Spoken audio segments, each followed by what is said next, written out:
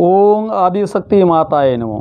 दर्शकों, आज हम चर्चा करने जा रहे हैं कि शब्द ही ब्रह्म है और ब्रह्म ही सृष्टा है, जगत की सृष्टि करते हैं। तो किस प्रकार से ये अक्षर या शब्द से हम दसों महाविद्या को प्रसन्न कर सकते हैं या दसों महाविद्या हम पर कृपावान होती है, इसके बारे में आज चर्चा करेंगे। ज्ञानधन व षोडशी प्रजापति विश्व में संतुष्ट होकर सोपाधित बनाता हुआ वेद ब्रह्म विद्या इन तीन स्वरूपों में परिणत हो जाते हैं। एक ही सौर प्रकाश हरित नील रक्तवर्ण के आदर्श भेद से सोपाधिक बनता हुआ जैसे भिन्न भिन्न तीन वर्णों में परिणत हो जाता है, अतएव यह ज्ञानधन अक्षर प्रधान प्रजापति वेदादि उपाधि भेद से तीन स्वरूप धारण कर लेते हैं। विश्व सृष्टि में वेद ब्रह्म विद्या इन तीनों तत्वों का ही साम्राज्य है। शब्द जो है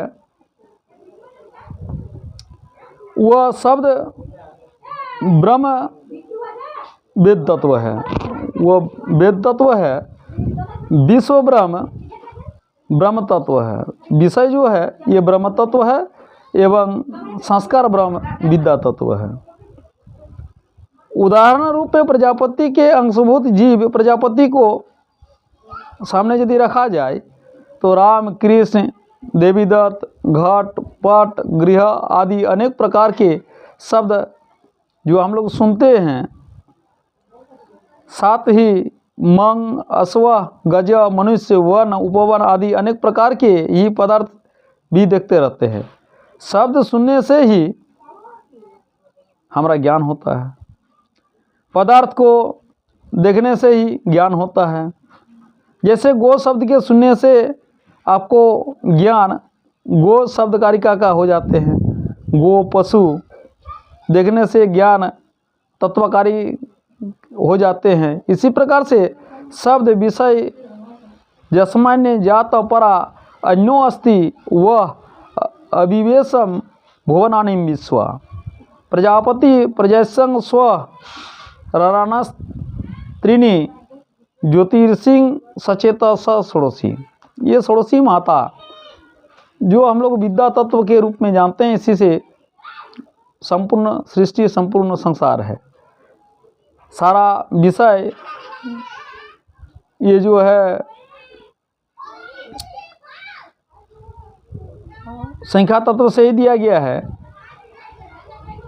और मन से भेद दो प्रकार में विभक्त होते हैं। बस इन दोनों से ही शब्द विच्छिन्न ज्ञान का ही नाम वेद है एवं विषयाविच्छिन्न ज्ञान का ही नाम ब्रह्म है। इन दोनों से अतिरिक्त एक तीसरा ज्ञान और है। शब्द सुनने से और विषय देखने से सामान्य ज्ञान होता है। जैसे कोई चीज़ के बारे में हम यदि पढ़ लिए हैं, लेकिन यदि उसको हम लोग देख ले साक्षात कर ले तो उससे संस्कार भी कुछ होते हैं और वो ज्ञान तीसरी ज्ञान आ जाते हैं।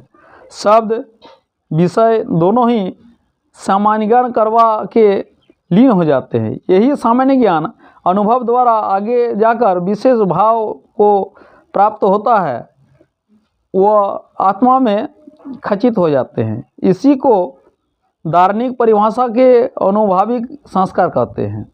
वैज्ञानिक परिभाषा अनुसार यही विद्या नाम से प्रसिद्ध है। इसी से आगे का व्यवहार मार्ग चलता है।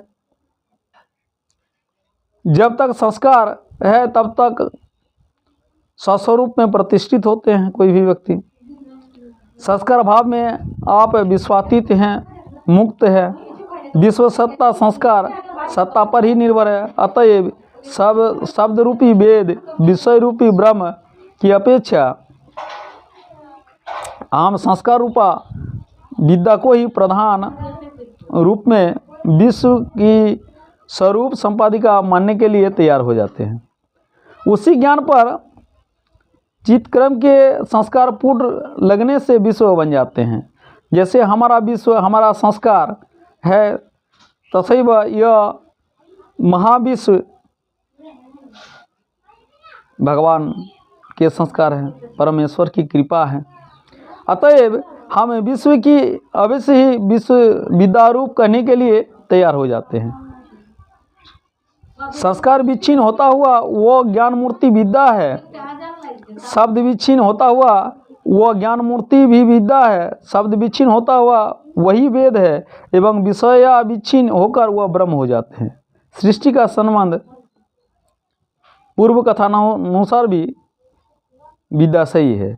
निगम आगम दोनों ही विश्व को निरूपित करते हैं।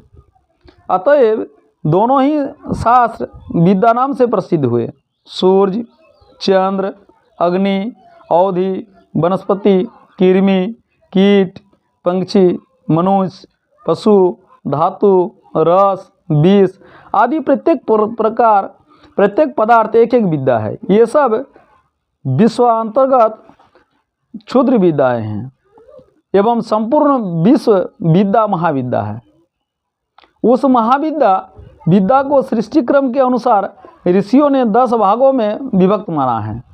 निगम में यह 10 अवयवी विद्या वीरांग विद्या के नाम से प्रसिद्ध है। अतएव आगम में वही महाविद्या नाम से प्रसिद्ध है।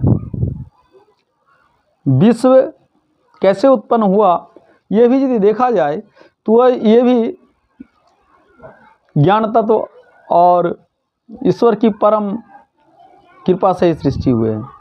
तो विद्या ही शब्द ही ब्रह्म है।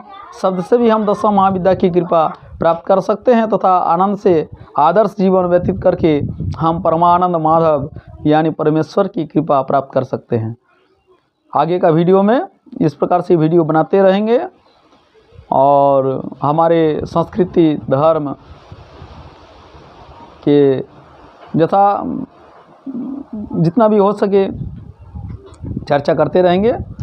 दर्शक भाई बंधु और माताओं से मेरी विशेष आग्रह है कि please like and subscribe my channel. ओम आदिशक्ति माताये नमः।